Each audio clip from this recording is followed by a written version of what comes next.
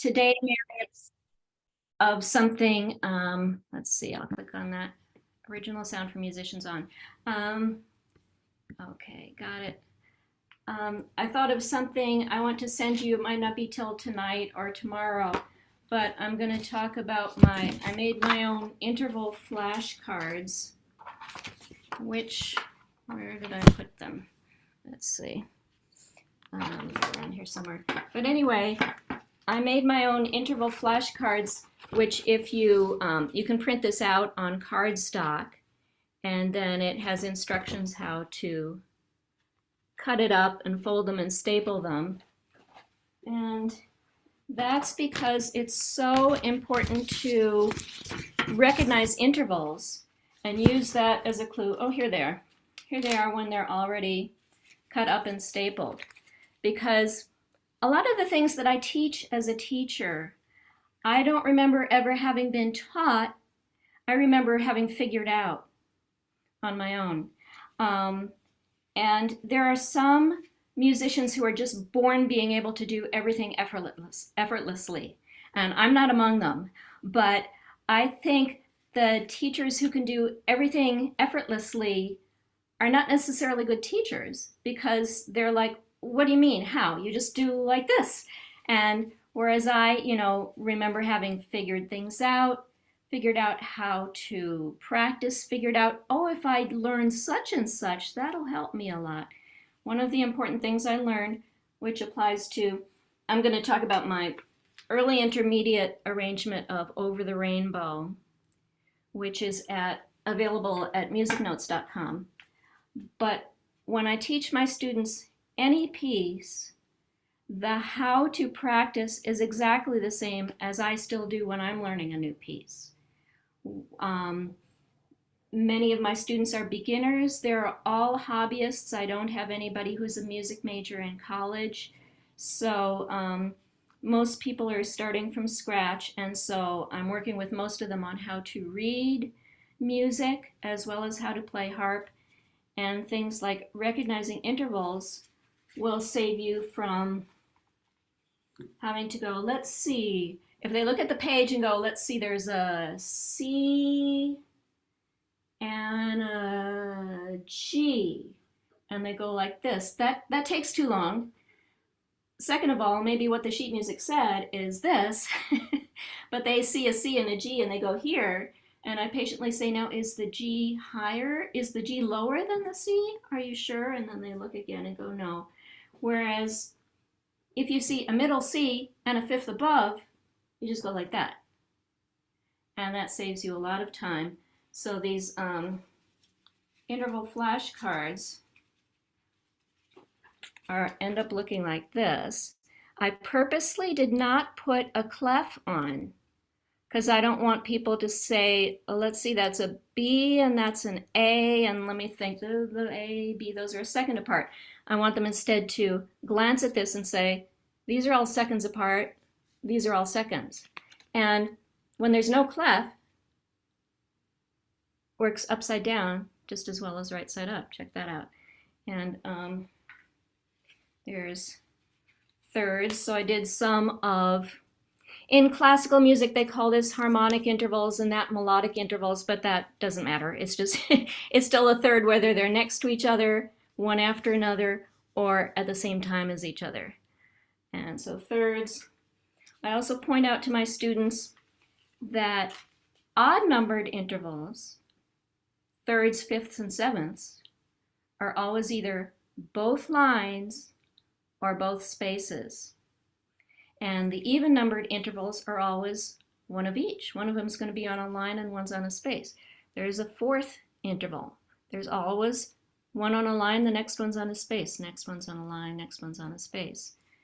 And so the quicker you can just grab this with your eyes and go, well, that's a such and such a note and that's a fifth, the less you have to worry. And then when you get into ledger lines, you don't have to go, oh dear, let's suppose that's bass clef. You don't have to go, oh, let me see, G, F, E, D, C, that's a C. You can just go, well, I recognize that G, and that's a fifth below. Boom, you put your hand there. And so it's an important skill to recognize them on the page, etc. Sixths, sevenths, octaves. I went up to octaves. Similarly with ledger lines, you don't have to stress about counting up to figure out, counting down to figure out what that is. If you can go, that's an octave. You take the note that you recognize and recognize the octave, you know exactly what to do. And I remember having figured that out somewhere along the line when I was learning harp. And so our goal is to recognize them on the page, know what they look like on the page, know what they look like on the harp, fifth for example, learn how they feel to our hands. The more you can remember the feel of going to a fifth, the more time you save yourself. And ideally how they sound. If you learn that's a fifth, then if you know you're reaching for a fifth and you go, oh, that's a sixth, if you know it by sound. So I also can't overemphasize the importance of your training. So to my Over the Rainbow, it's a 2-page arrangement, and there's intermediate and then there's intermediate. Merynda is on pedal harp, and I suspect that her intermediate students are a lot more advanced than my intermediate students, but I call this intermediate because it requires, it's not for very beginners, because a lot of beginner pieces are just second finger, or just second finger and thumb, and then after a few months you get to third finger and thumb. And this is for all four fingers and doing different things with each hand. Don't you have students that go, wait a minute, you want me to play both hands at the same time? I see Denise nodding her head. The moment when they realize they're going to have to play both hands at the same time doing different things. And that's a big step for students. So that's why I call this intermediate. So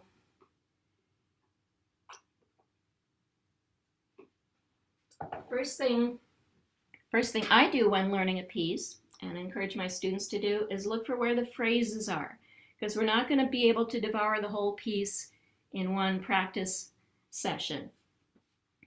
So it's easy to find the phrases when there are words. We all know the words to Over the Rainbow. Somewhere, and I put the words in there because it helps you keep your place even if you're not going to sing it. Over the rainbow. That's a phrase in words, and it's also a phrase in music. So, and there's also, it's what's a phrase and what's not a phrase. That's not black and white. There's phrases within phrases. So what I did on here is I marked it, each phrase I marked with a blue line, and then I did a dotted pink line. Well, this is kind of a phrase too. If this is too much to digest all at once, learn these 2 measures. And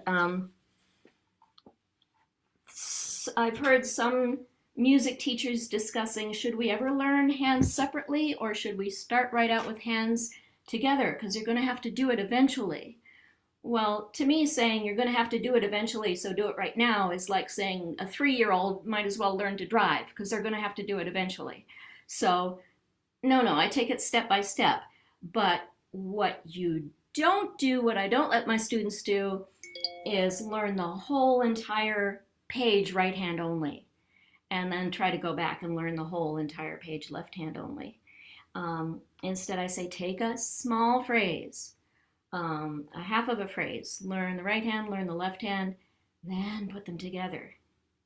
And a very important intermediate step that doesn't occur to all my students, but I've always done it, is when you're about to put the hands together, because how many times have you heard your students say, I can play the right hand, I can play the left hand, I just get completely lost when I try to put them together. You need the intermediate step, which is usually play the left hand, sing the right hand. Very important intermediate step. So here we are, the first phrase is, it's in C. Okay, there's 2 measures, and here's the left hand of the first 2 measures. So it's placing all 4 fingers at once with a 4th in the middle. Again, I'll draw their attention to, don't think of this as there's an E, and there's a C, and there's a G, and there's an E, because that takes too long to place. If you're going to go, you can't get ready that quickly. You need to notice the shape, practice the shape over and over again. Notice what the shape is. I'll do it with my right hand, though it's a left-hand part.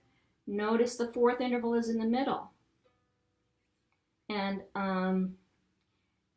when there are supportive exercises we can do that have a similar function, I'll usually mention those. This is for us theory nerds, that's a C triad in first inversion because a third of the chord is on the bottom. And a great supplemental exercise for that is all my students have the harp exercises by Freyu, which Mary carries at the store. I just bought a couple of those. Once you get into 4 fingers at a time, page 33, 34 is your triad inversions with all 4 fingers. And so if they've been working on their Freyu, page 33 and 34, this shouldn't be too intimidating to go, okay, a third on top, third on the bottom, fourth in the middle. And then after you learn the left hand,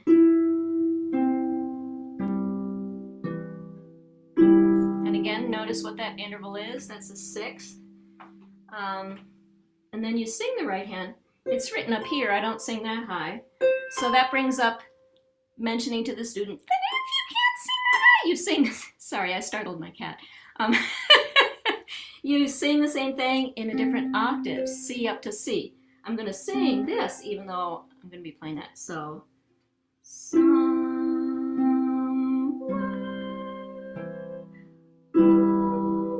the rainbow. Okay, so there's your intermediate step. We'll play the left hand. You get used to how that sounds before you try to put the hands together. And I'm still constantly singing when I'm practicing. I sing whatever I'm practicing because that draws my attention to how it sounds. I think too many students get wrapped up in thinking too hard and looking at the page and making sure they're on all the right notes and making sure they're on this note and that note and don't even hear themselves. So I keep bringing back their attention to hear yourself, listen, be able to sing it, at least be able to sing the right hand, which is usually the melody, whatever is the melody. Sometimes the melody goes into the left hand in some arrangements, but it's usually the right hand. So, so in this piece, I've already gone through and marked where the phrases are, which again is something I still do for whatever I'm learning. And then students usually want to start at the beginning, but a neat trick that I often do and often recommend is learn the last phrase first and then the phrase before it. Once I stumble through the whole thing, okay, stumble through the whole thing so you get the gist of how it goes and you notice which parts might be the most challenging. Then learn the last phrase first, then the last 2 phrases and the last 3 phrases, because psychologically then when you go to play it, you're not, oh, I know this part. I don't know this part as well. I don't know this part as well. I really don't know this part. You're the reverse. You go, oh, I don't know the beginning as well, but I'm doing okay. Oh, I feel better now because I know this part better. And I know this part best of all. And you get to the end and you feel great. So whether you start in the last phrase or the first phrase, the next thing I do after marking the phrases is look for similarities. Are there written out repeats? Is this the same? Are these measures the same as these measures? Very important to notice, because then I realize, oh, I already know this part over here because it's the same as this part over here, and mark that into the music.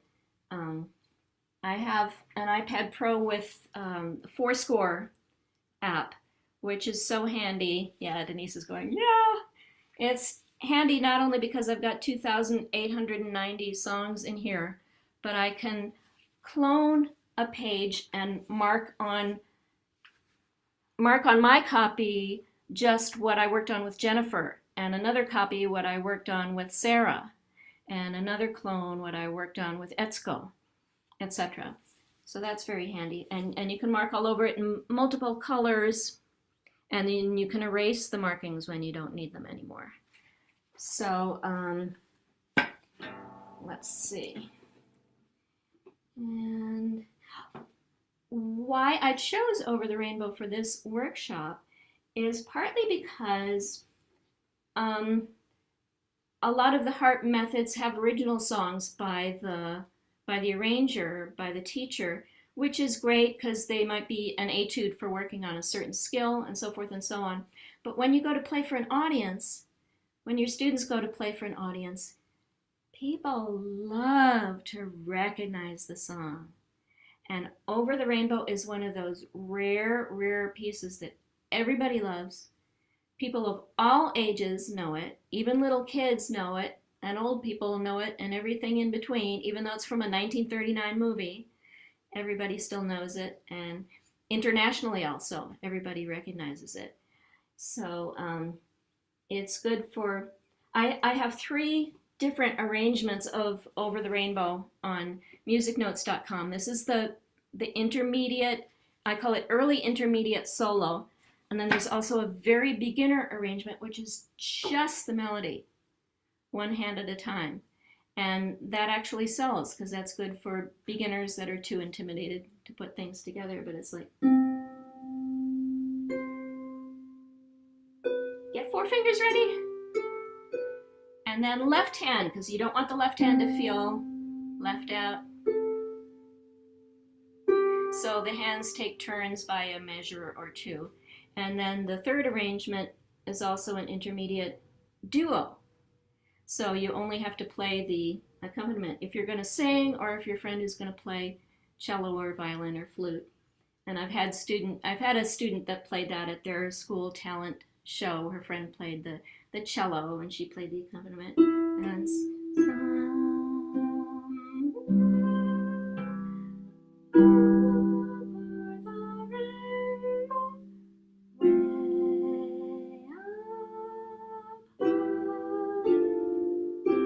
etc. So it's a handy piece. And it has a few skills like there's your triads, 3 notes in a row, all 3 fingers. That's a shape the students need to get really well. And there's just playing thirds. So Over the Rainbow, it's good to learn the form. It's an AABA form, which is very popular. There's the A section, something happens. That repeats. There's a repeat. And then here's the B section, which is different. So the B section has a lever change or a pedal change, but it's only one. It's just the F. I put it in a key where if you have the less expensive harps that only have C and F levers, you can still play this. The Sharpsicles from the Harpsicle Harp Company and some of the older triplet N30s only have F and C levers. So anyway, it goes, someday I wish upon a star and wake up where the clouds are far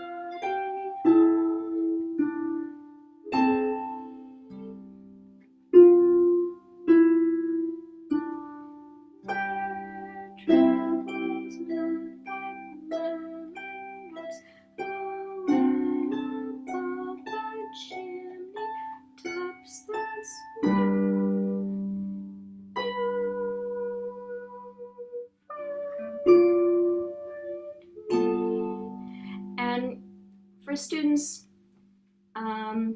once they get started on this,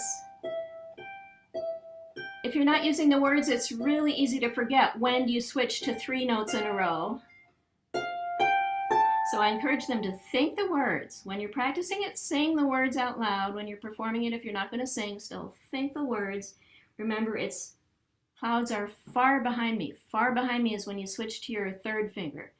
Because someday I'll wish upon a star. Switch to a 2nd. Up where the clouds are. As soon as you say clouds are, that's when you have to remember to put your 3rd finger down. Believe me, I've done over and over in this with several students. Clouds are, because the clouds are formed. Oops! Oh no, what do I do now? So you got to think clouds are when you're saying R, that's when you be sure to put your third finger down. Far behind me. And another thing that, again, I always do when I'm learning something, and I encourage my students to do, is notice from one phrase to the next, what's the same, what's different? Because too often they'll think just forget everything you know and learn these notes. But if you notice how this measure compares to this measure, it can make it so much easier to remember. For example, this left-hand part down here. Bum, bum, bum, bum, bum, bum, bum, bum. I draw their attention to, they're both G on the bottom. They're both fourth finger on G. And the top three notes, you move up one string. E on top, then F on top. Again, I think if this is so obvious to you that you never even think about it, you might not think to point it out to your students. But I've noticed that things that occurred to me to notice don't necessarily occur to my students to notice, so I point it out to them. Look, this left hand isn't so hard. Oops, I just twisted my music stand. It's here. Thumb is one step higher than it was. Top three fingers are still all in a row. There you go. Next phrase.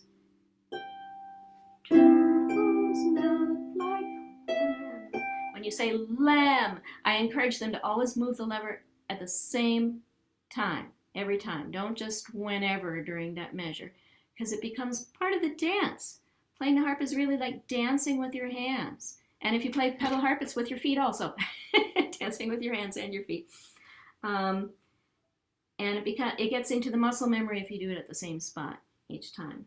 So I wrote in, troubles melt like lemon drops away above the chimney. And there's another, you have to remember to switch from your second finger to third finger. Chimney. When you say chimney, knee is when you put your third finger down. Drops that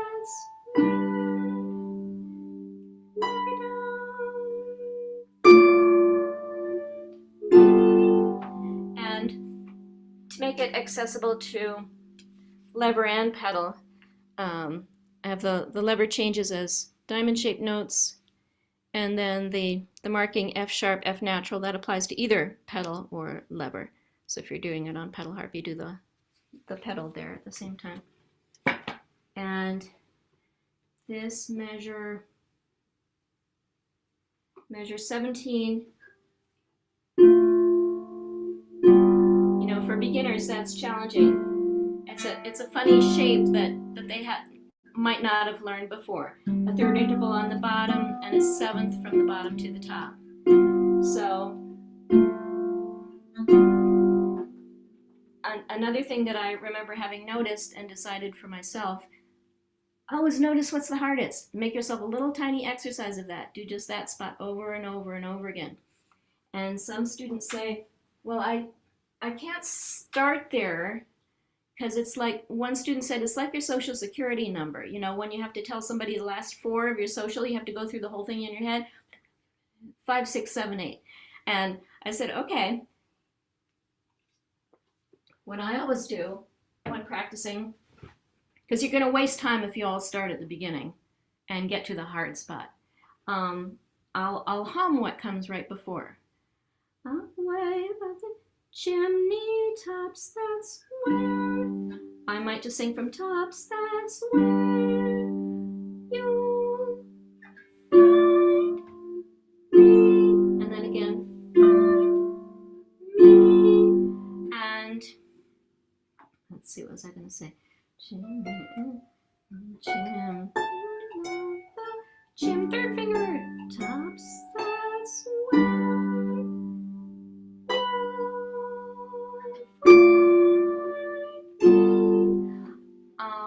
Another thing I draw students' attention to is a lot of harp playing is noticing which hand do I have to pay attention to.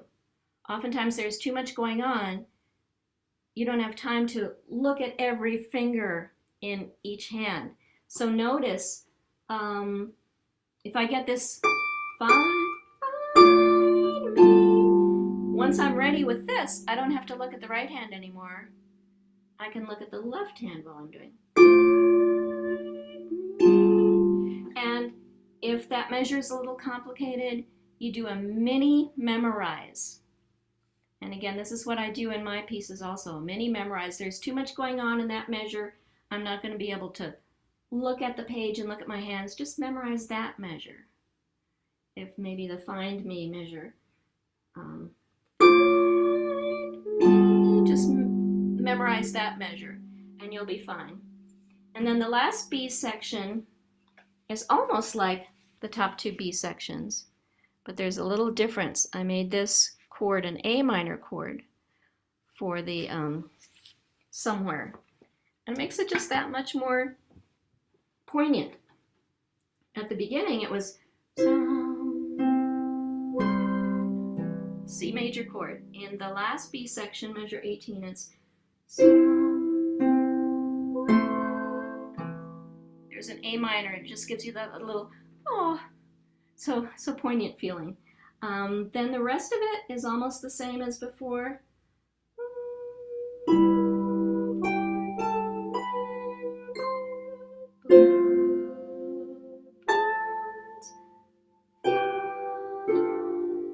This is all the same as before.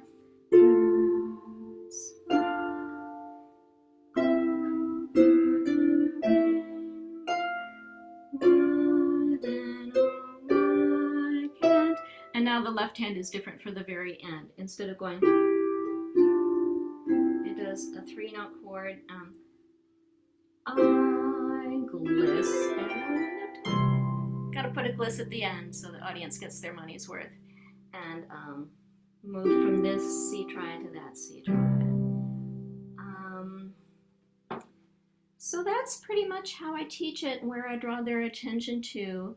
Any questions about that specifically, or any of the concepts I've talked about? Let's see, co-hosts, do you want to see if anybody's waving their hand or writing in the chat? I see 7 things in the chat, but maybe they're just saying hi.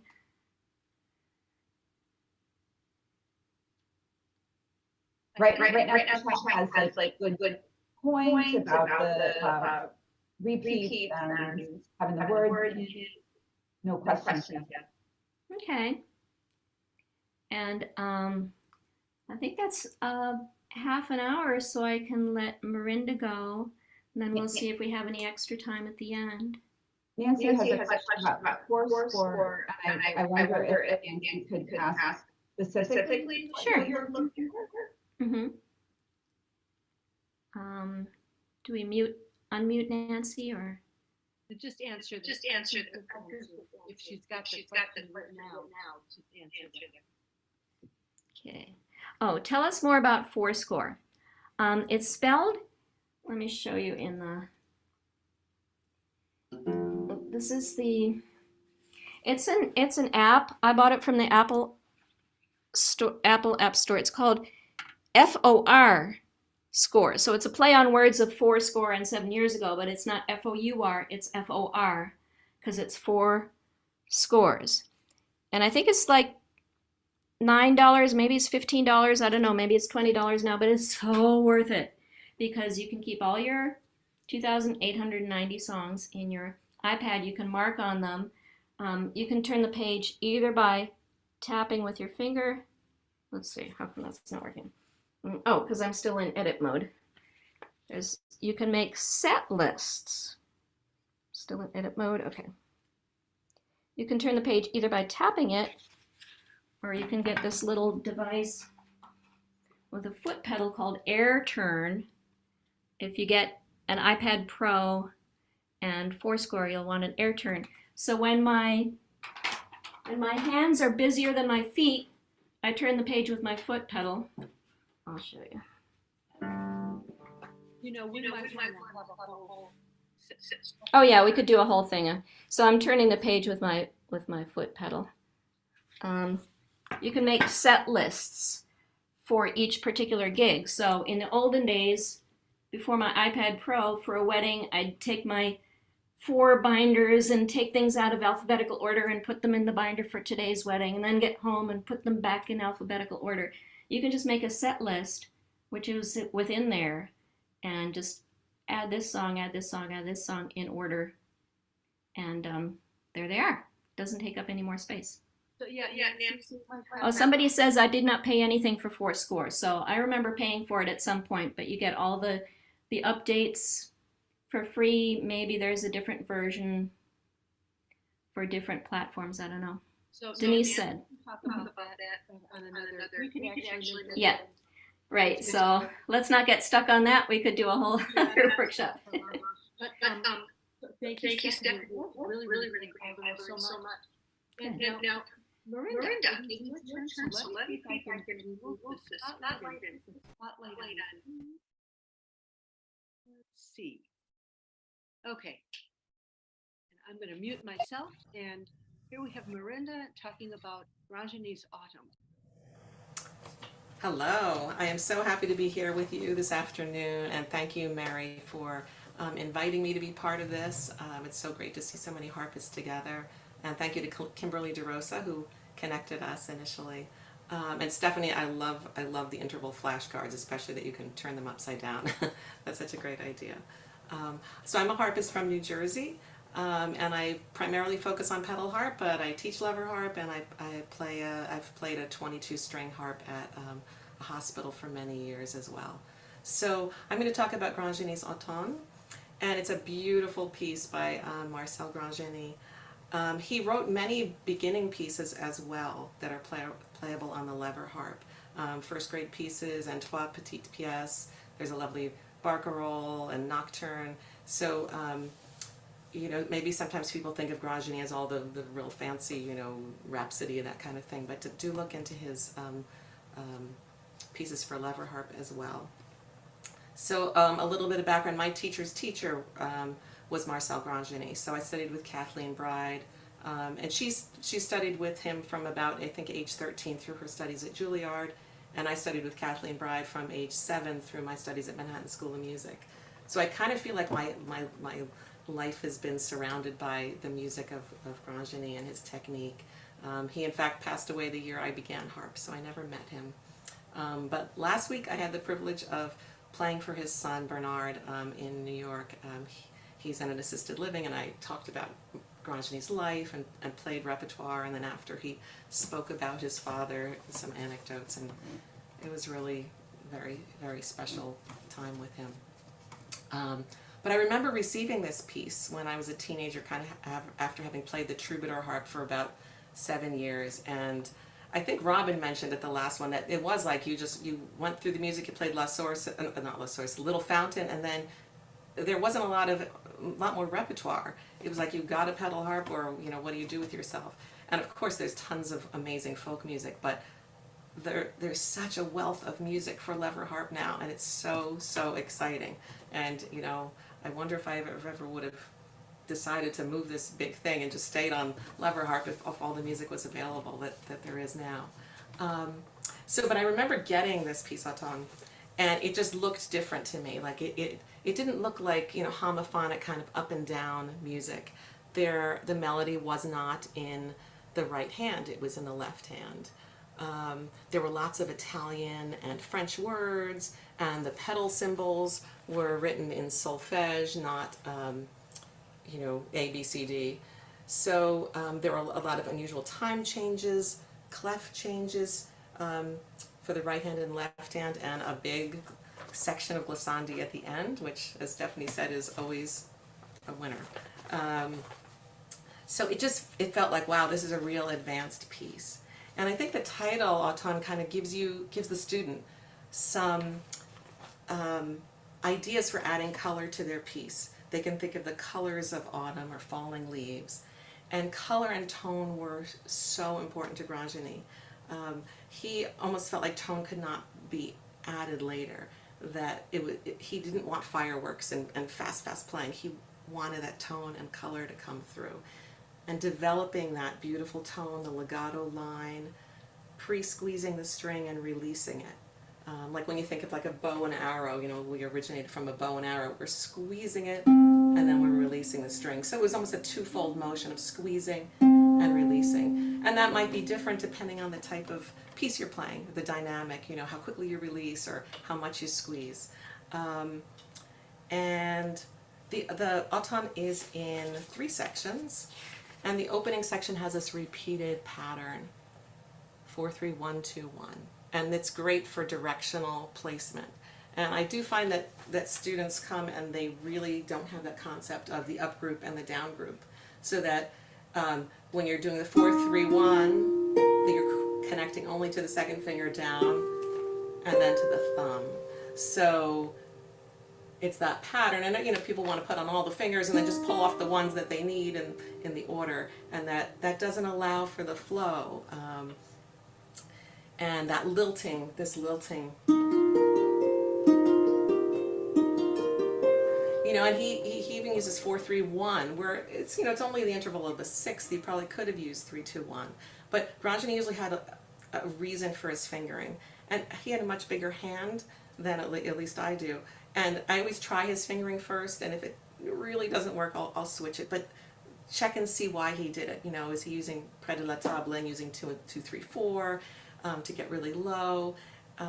It usually has a musical reason why he's used that fingering.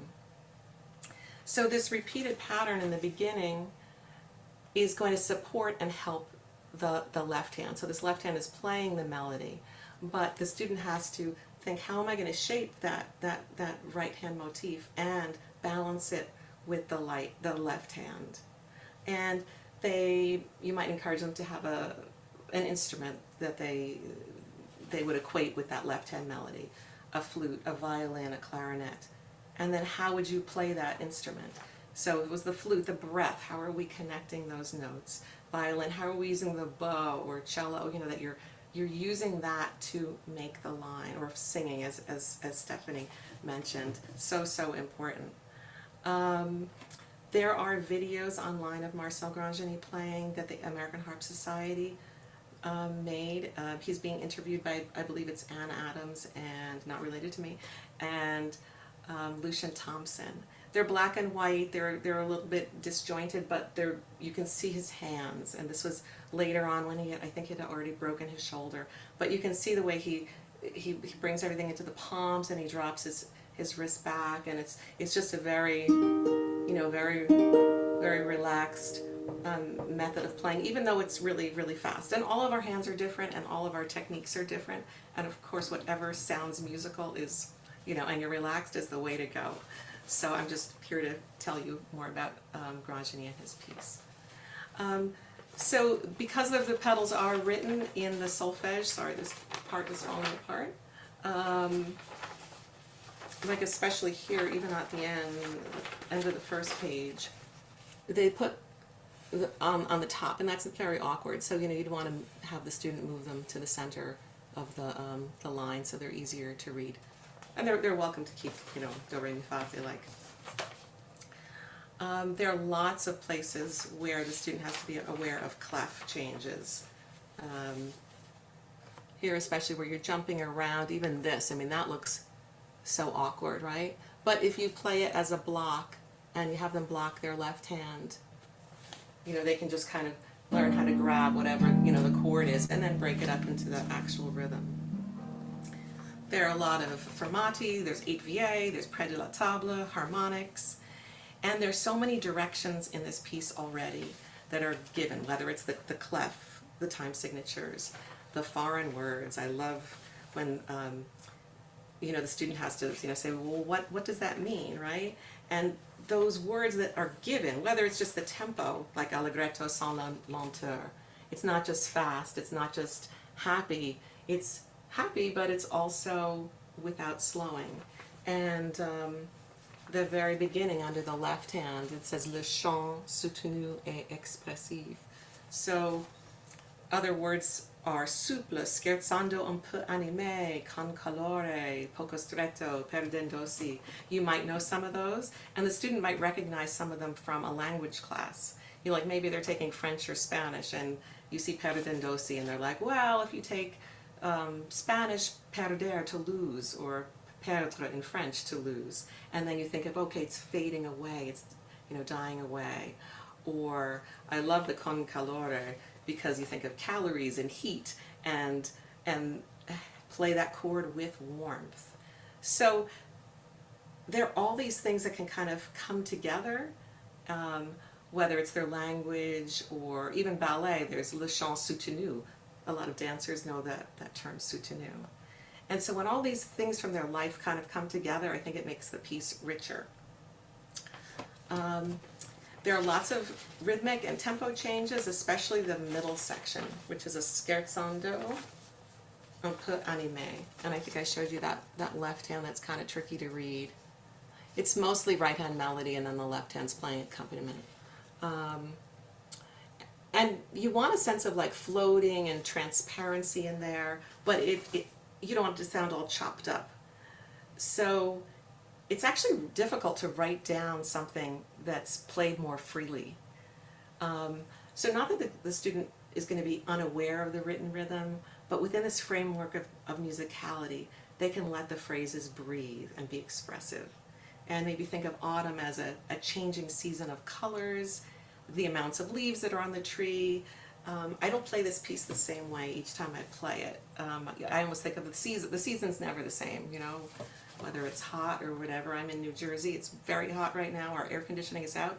I dragged my harp over to my sister's house because I wanted to be in the coolness.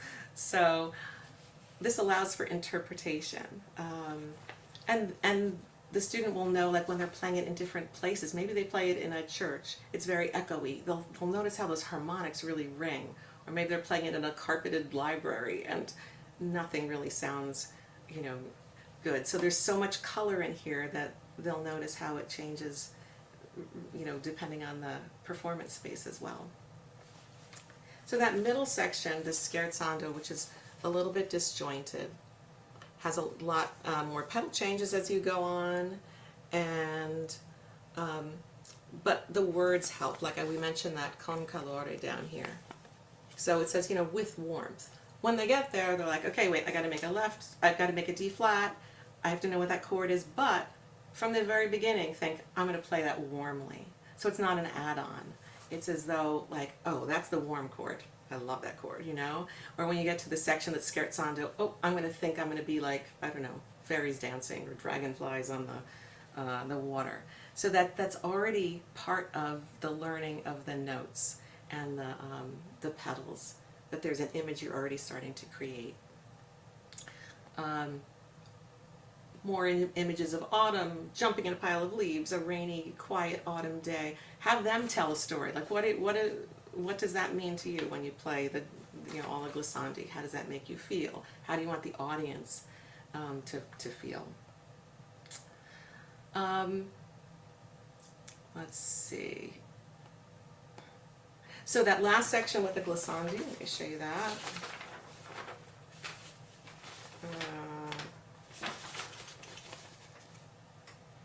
This, it starts out, so the right hand's playing up and down. You can show them how to, you know, how to do the gliss, and maybe, you know, some people do that figure 8 motion. They have to work on, you know, not making it just an up and down kind of a thing. It's really smooth.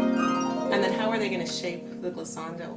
You know, if the left hand is crescendoing, how are they going to, you know, build that or decrescendo and not get above the left hand?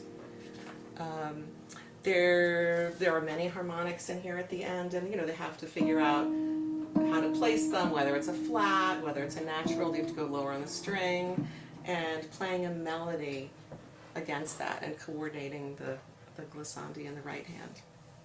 There's a double gliss at the end, which is kind of fun when you're playing with 2 fingers, and then there's some pedal changes, and that really, I think, adds to the chromaticism and the intensity of it.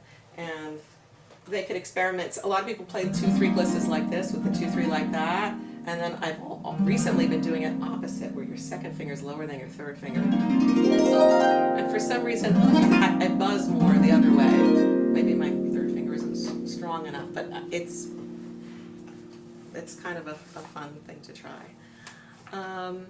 and then making a beautiful ending. That's where that paradendosy happens, where it's fading or dying away.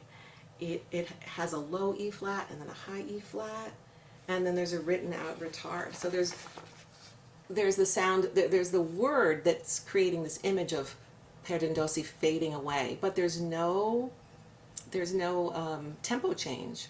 So it's like a written out retard. And so it kind of allows the student to think, well, how do I make it sound like it's fading away? Not like, let me start the retard on beat 3 or whatever it is. So the more they can get into color and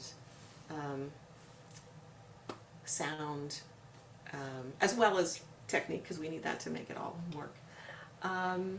So I'm going to play Automne here, and let's see.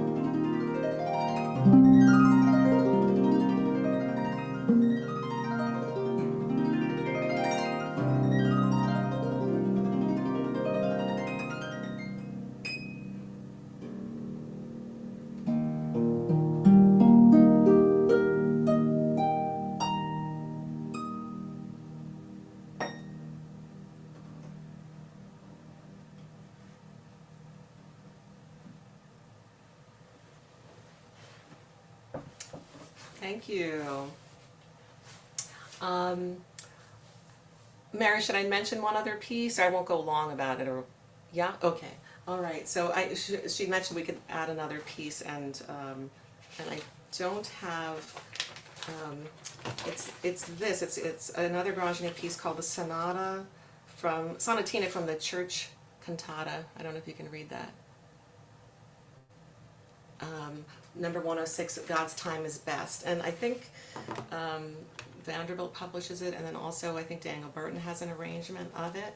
So it's a lovely church cantata. I have the one that was like in Grandjany's hand that I'm playing from. So this one, it only uses B, F, and C pedals, which is great. And it really, because this one is very homophonic, and you can see that there are a lot of like repeated notes in the left hand. You could think of like a cellist going bum, bum, bum, and the student not going, like stopping the sound. Repeated notes are so difficult on the harp, right? Because we want things to ring, and that's how we connect. But when we have to go back to that string, it gets more challenging. So this, you can really work with them on that the thumb is the melody.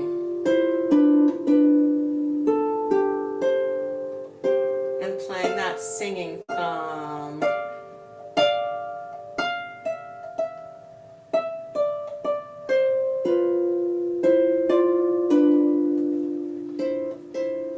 So relaxing in between, and then they could just play the thumb.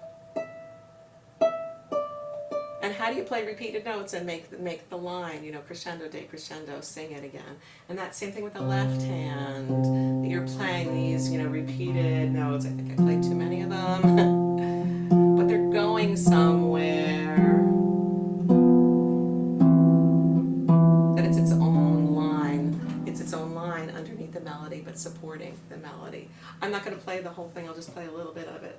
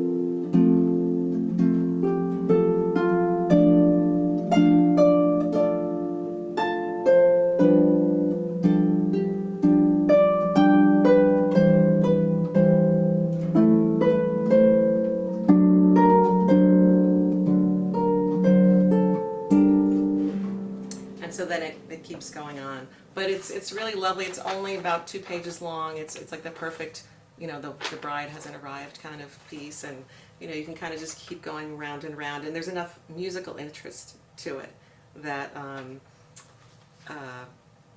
to keep the listener if you play it more than once. So thank you again for having me here, and let me know if there are any questions. If anyone has any questions, just unmute yourself and make sure you say, is it Merynda or Stephanie that you're asking your question of. We do have a couple of more minutes, so if you have questions, go ahead and ask. Is that based on a hymn, Merynda? Yeah, it's based on a church cantata, so it's one of Bach's church cantatas. Number 106, God's Time is Best, is what it's called. I see. Lovely, thanks.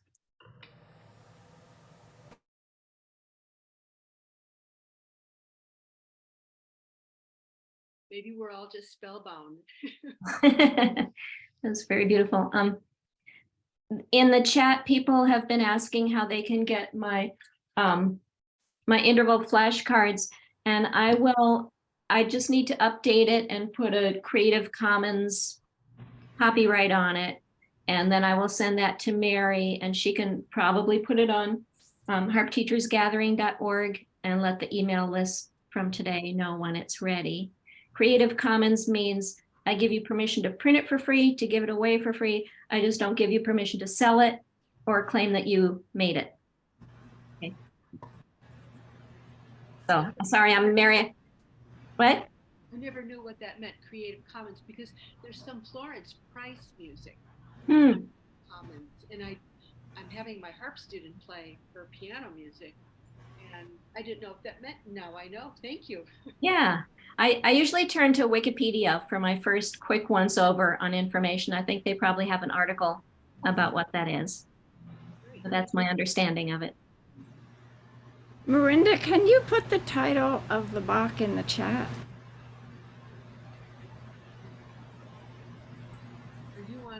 computer? Is that hard for you? Do you want one of us to do it? I just threw the Wikipedia link in.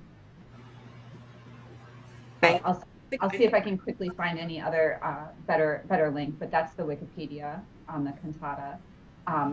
Merynda, Tiffany had asked also how lever harp friendly is the cantata? You know, I think it would. I think it could work. I've never tried that. Because they're not tons of, you know, there's some. Sorry, it's a really kind of a messy part here, but there are pedal changes, but I think it could work. You know, maybe taking out some of the. You know, might have to arrange it a little bit. But that's a great idea. I love that idea. Okay, well, if no one has any other questions, we might be done. What I'll try to do is do a wrap up of this and send it all to you, and a link to the recording. So thank you all for being here. Thank you, Merynda. Thank you, Stephanie. I learned a lot. You know, my background, I mean, I play the harp. My harp teacher also studied with Grandjany. But lately I've been teaching a lot of piano. There's a lot of piano resources out there, but very little harp teacher resources. So I'm hoping that this kind of fills that gap. Stephanie? Okay. I just want to say one thing. If now I'm echoing. Anyway, if you're not a music theory nerd, watch out what you find online.